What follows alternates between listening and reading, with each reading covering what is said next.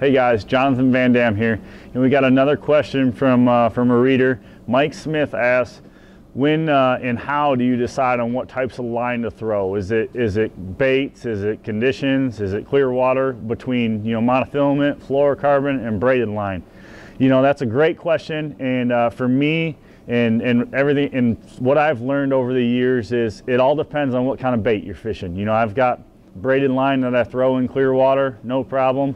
For me though, it's mostly fluorocarbon. I really don't use monofilament much at all anymore.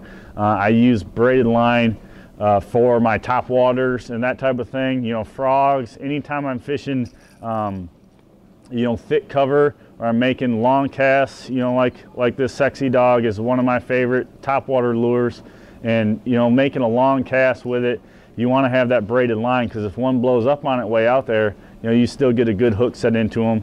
Heavy cover like frog fishing, punching, heavy weed mats, flipping lily pads, stuff like that. You definitely want to take advantage of, that feature with the braid having no stretch, and being able to get some of those heavier line sizes with the smaller diameters. I use the Power Pro Max Quattro. That's one of my favorites, hands down, because it's 30% slimmer or thinner, I guess, diameter wise than what the original Power Pro was. The Super Slick 8 Power Pro is what I use on all my spinning rods, for launching tubes and long ways. Fluorocarbon leader on those, however, because the water's so clear.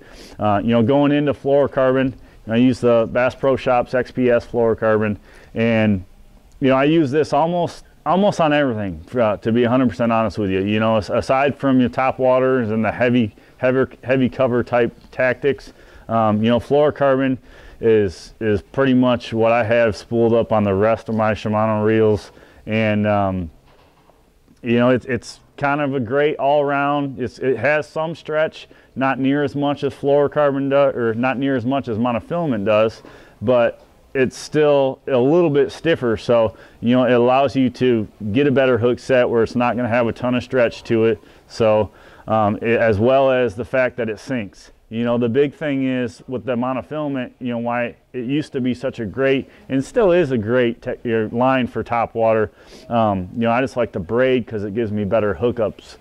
But the idea that or with the fluorocarbon, that it sinks, and it's virtually invisible in the water. It's not as easily seen as what a monofilament is.